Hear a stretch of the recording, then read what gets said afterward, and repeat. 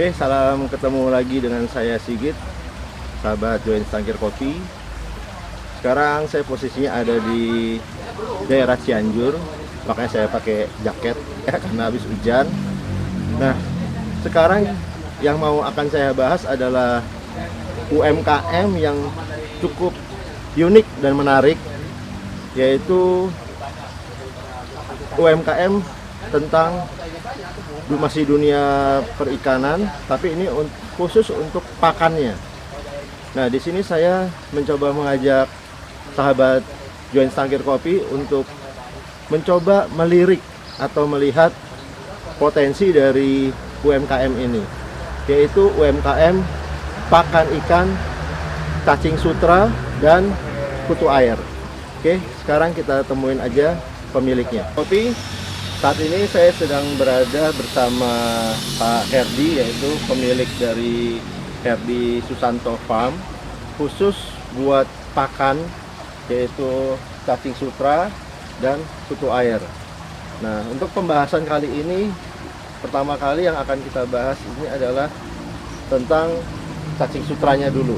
Nah, setelah itu mungkin nanti part keduanya baru nanti tentang kutu air. Oke, Pak Herdi, apa sih yang membuat Pak Herdi itu tercetus buat cacing sutra? Ya, yang paling faktor utama memang di Indonesia sendiri ya, itu sektor pertanian tuh perikanan sangat banyak sekali. Saya perhatikan juga memang dari budidaya pakan alami ini terbilang masih minim. Jadi saya mencoba untuk mulai budidaya cacing sutra ini sebagai pengembangan di masa yang akan datang gitu. Cuman masalahnya di Cianjur, di tempat kita tuh kan, itu masih minim juga masalah budidaya. Oleh karena itu insya Allah sih saya bisa mengembangkan teknik-teknik budidaya pakan alami ini untuk mereka-mereka yang ingin berniat mau belajar mulai lagi usaha di bidang pakan alami, terutama khusus cacing sutra. Boleh kita langsung datang ke saya, dan dari awal saya juga sudah bilang bahwa cacing sutra yang saya miliki sebenarnya memang tidak fokus untuk jual, tapi yang setidaknya hasil tersebut saya bisa disalurkan ke orang-orang yang mau membutuhkan ilmu pengetahuannya tersebut. Dan dari hal yang tadi dikatakan bahwa kenapa saya bisa bisa terjun langsung ke dunia pakan alami, jadi jawaban saya tuh karena di sekitar kita ya, di sekitar kita itu masih sekali minim dari yang namanya pakan alami. Oleh karena itu saya bisa terus mengembangkan teknik tersebut, terutama tanpa lumpur ya, agar bisa saya bisa membantu juga buat mereka yang ingin benar-benar serius dalam bidang teknik tersebut, seperti itu.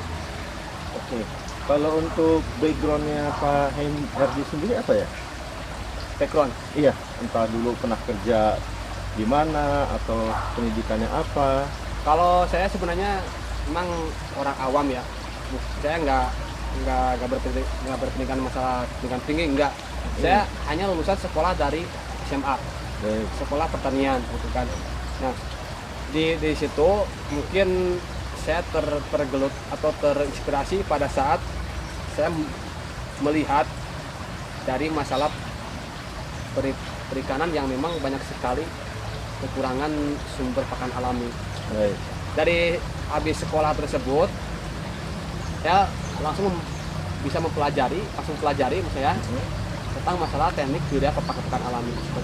Sampai sekarang saya alhamdulillah juga bisa menyalurkan ilmu yang saya dapatkan tuh untuk orang-orang yang memang benar-benar membutuhkan, seperti itu. Berarti udah banyak lah orang yang dari luar ke sini buat belajar ya? Insya Allah dari yang saya tahu tuh ada yang dari Lampung, ada yang dari Lampung nih sahabat datang ke sini.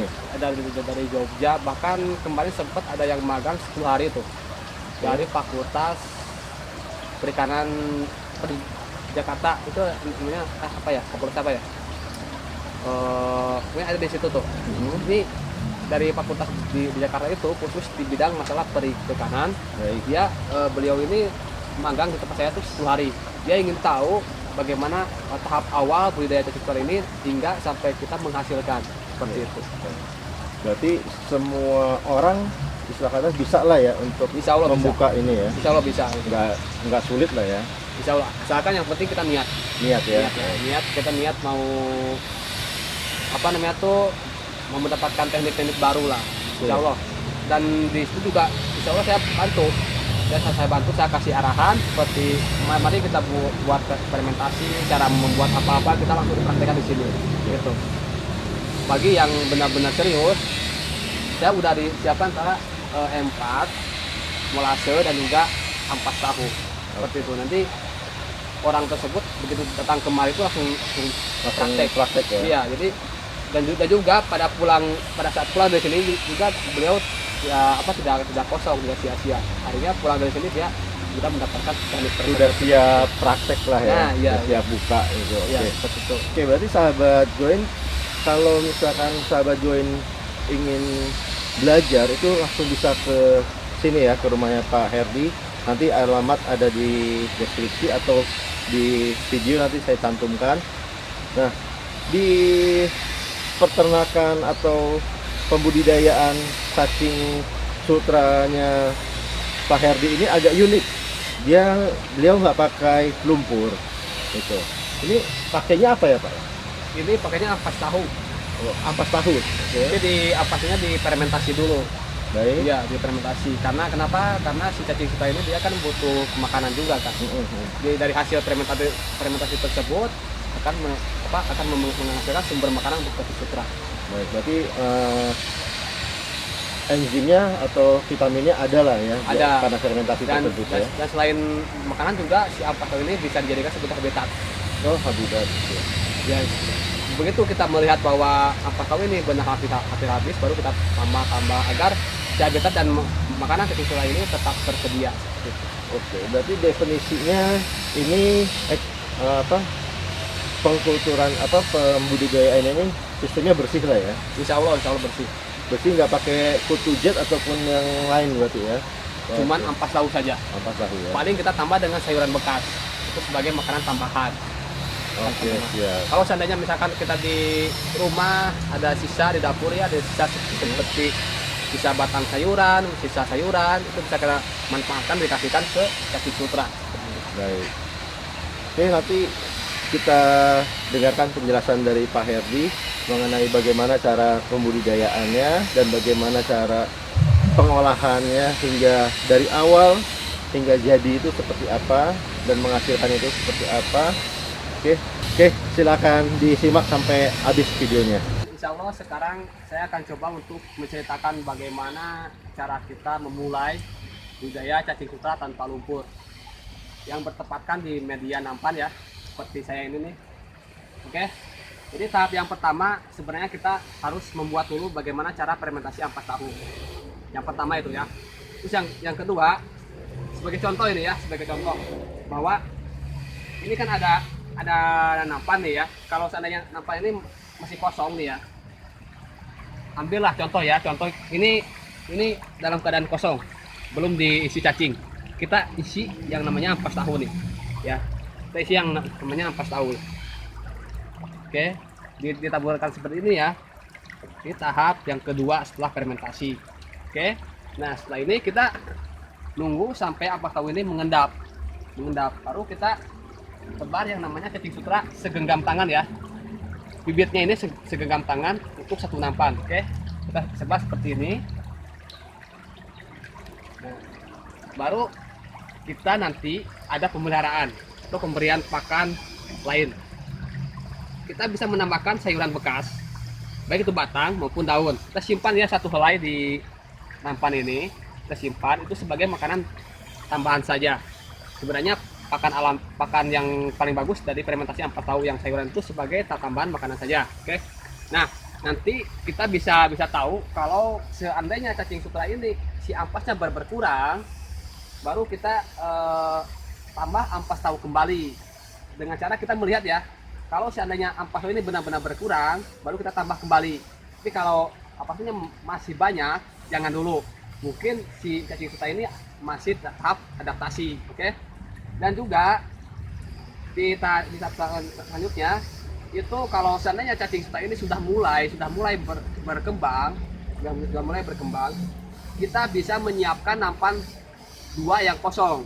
Dalam artian satu nampan ini kita siapkan 2 nampan kosong sekitar umur, kalau dasar ini umur 40 harian ya. 40 hari itu kita bisa sebar ke nampan yang kosong 2 ya.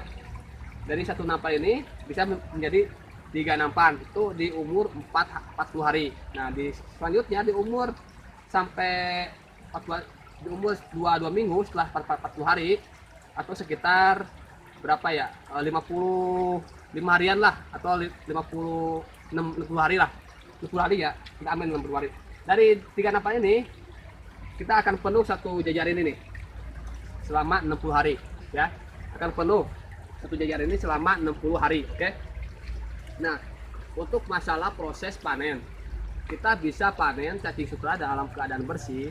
Kita tunggu ampas tahunya harus benar-benar habis, karena kalau kita lihat ampas tahunya masih ada, terus kita niat mau panen, itu jangan dulu. Lebih baik kalau ambilnya skala bersih ya, skala bersih.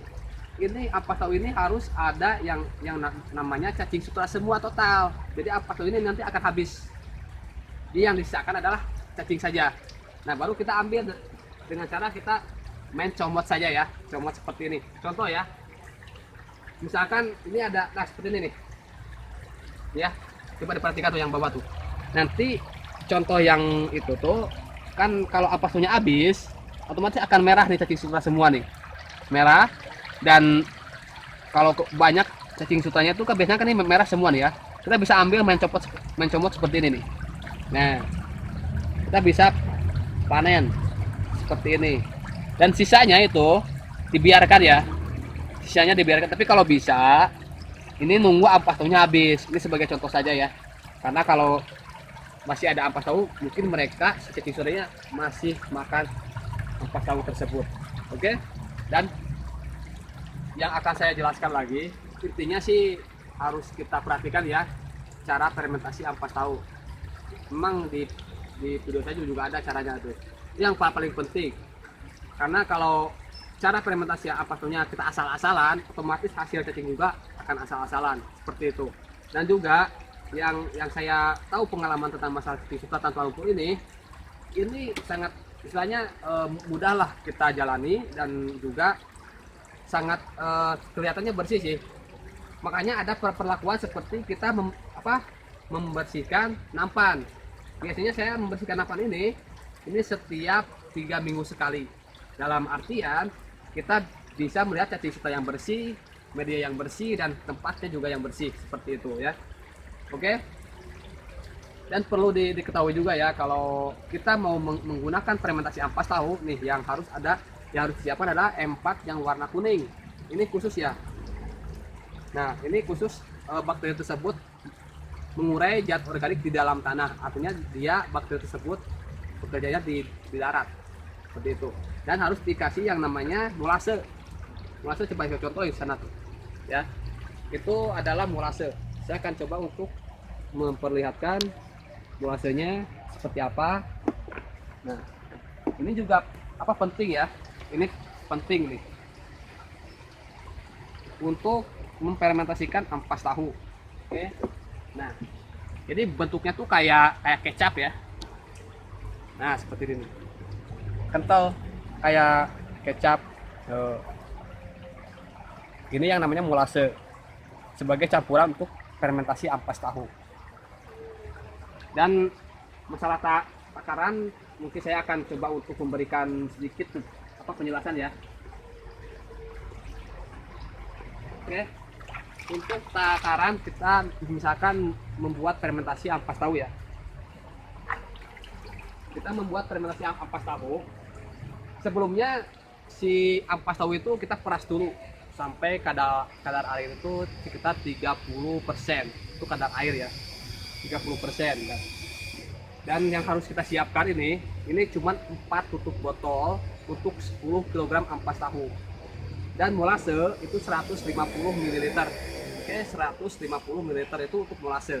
Dan air itu 700 ml. Jadi sebelum kita mulai untuk fermentasi ampas tahu, kita buat dulu yang namanya larutan. MM4 dicampur dengan air.